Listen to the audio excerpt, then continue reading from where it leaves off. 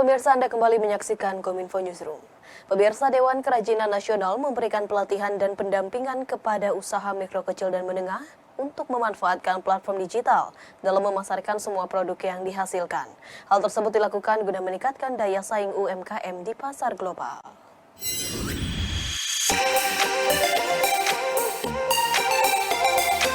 Dewan Kerajinan Nasional atau Dekranas terus berupaya mendorong usaha mikro kecil menengah KRIA untuk bersaing di pasar global. Salah satu upaya yang dilakukan adalah dengan memberikan edukasi dan pendampingan kepada perajin untuk memanfaatkan platform digital seperti e-commerce. Ketua Panitia KRIA Nusa Sri Suparni Bahlil Hadalia mengatakan, platform digital dapat memberikan peluang sekaligus tantangan bagi perajin UMKM KRIA. Di satu sisi dapat menjadi sarana bagi UMKM untuk memasarkan produk mereka secara lebih luas. Namun, dari sisi lain, platform digital juga menjadi peluang bagi produk-produk impor untuk masuk ke pasar Indonesia.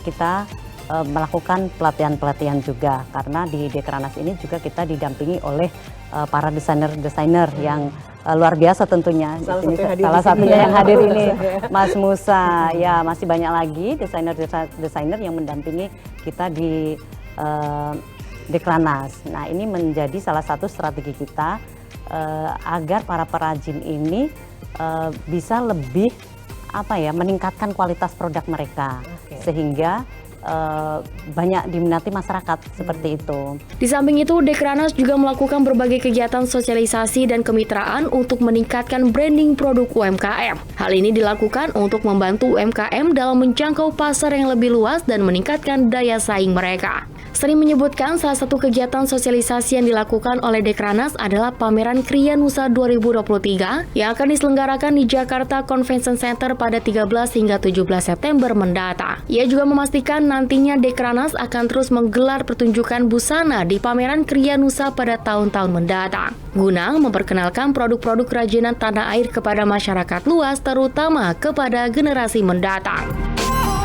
Beralih ke informasi lainnya pemirsa, skuad Garuda Muda sukses melaju ke Piala Asia U23 tahun 2024 yang akan digelar di Qatar pada 15 April pada tahun depan. Keberhasilan ini tidak terlepas dari magis Shin Tae-yong yang telah memboyong timnas Indonesia senior dan timnas U20 untuk lolos ke putaran final Piala Asia 2024.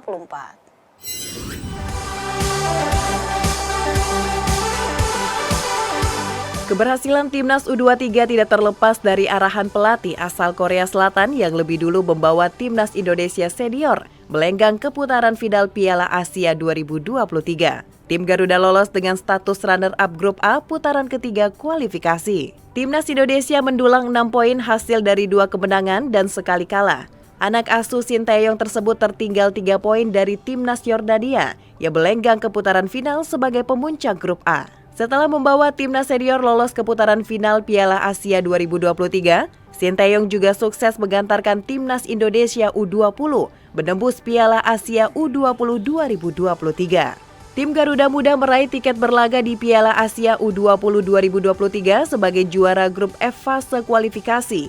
Timnas Indonesia U20 mengoleksi 9 poin, unggul 3 angka atas Vietnam di urutan kedua.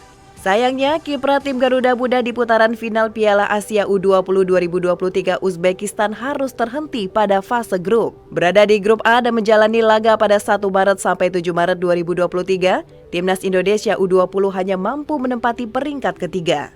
Hoki Caraka dan kawan-kawan mengoleksi 4 poin hasil dari sekali menang, 1 imbang dan menelan 1 kekalahan. Dan terbaru, timnas Indonesia U23 baru saja resmi memastikan diri tampil di Piala Asia U23 2024 setelah sukses melewati babak kualifikasi. Kemenangan 2-0 atas Turkmenistan U23 yang digelar di Stadion Manahan, Solo, Jawa Tengah. Kemenangan 2-0 atas Turkmenistan U23 membuat timnas Indonesia U23 finish sebagai juara grup K babak kualifikasi di Piala Asia U23 2024. Dengan menyapu bersih fase grup setelah pada pertandingan pertama juga sukses melibas Taiwan dengan skor telak 9-0. Dalam pertandingan melawan Turkmenistan, Garuda Muda berhasil unggul di babak pertama melalui gol yang dicetak oleh Ivar Jenner pada menit ke-40. Selanjutnya pada babak kedua, Indonesia memantapkan kemenangannya dengan gol yang dicetak melalui sundulan Pratama Arhan pada menit akhir menjelang peluit panjang dibunyikan wasit. Seusai laga, pelatih Timnas U23 Sinteyong memuji para pemain usai menciptakan sejarah bagi Indonesia. Sementara, gelandang Timnas Ivar Jenner mengaku senang telah membantu tim lolos Piala Asia U23 2024.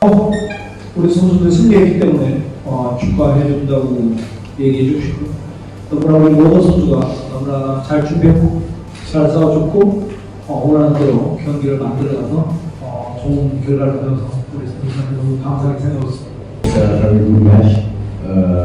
I'm very happy to score the 1-0 first.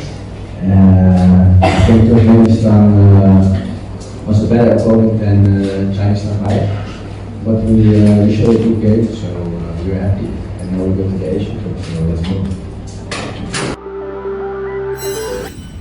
Direktorat Jenderal Perkeretaapian Kementerian Perhubungan mempertimbangkan menambah kerangkaian kereta LRT Jabodebek yang dioperasikan. Hal ini menyusul peningkatan animo masyarakat yang menggunakan LRT Jabodebek. Jumlah rangkaian LRT Jabodebek direncanakan akan ditambah menjadi 16 rangkaian dan secara bertahap akan ditingkatkan menjadi 27 rangkaian.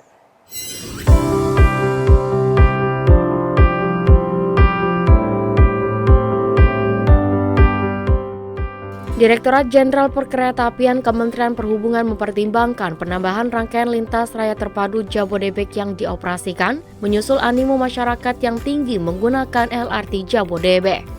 Sejak dioperasikan pada tanggal 28 Agustus, total penumpang yang dilayani oleh LRT Jabodebek hingga 8 September, yakni mencapai 471.847 orang. Selain animo masyarakat yang cukup tinggi, Dirjen Rizal menjelaskan jumlah rangkaian kereta memungkinkan untuk ditambah, menyusul meningkatnya capaian ketepatan waktu. DJK mencatat jumlah rangkaian LRT Jabodebek direncanakan akan ditambah menjadi 16 rangkaian, dan secara bertahap akan ditingkatkan menjadi 27 rangkaian. Sementara itu, saat ini baru 14 rangkaian yang beroperasi. Dengan penambahan jumlah rangkaian menjadi 16 rangkaian kereta, headway atau waktu tunggu antar kereta dapat ditekan menjadi 7,5 hingga 15 menit dengan waktu tempuh mencapai 50 hingga 54 menit. Jadwal operasional LRT Jabodebek juga akan dievaluasi untuk mengakomodasi masukan dari masyarakat.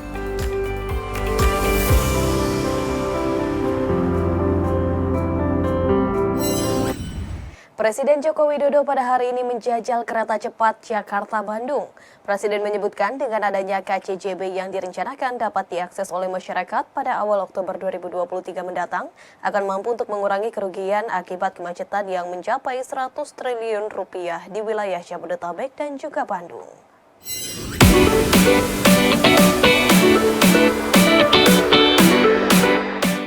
Presiden Joko Widodo pada Rabu 13 September 2023 untuk pertama kalinya mencoba kereta cepat Jakarta-Bandung.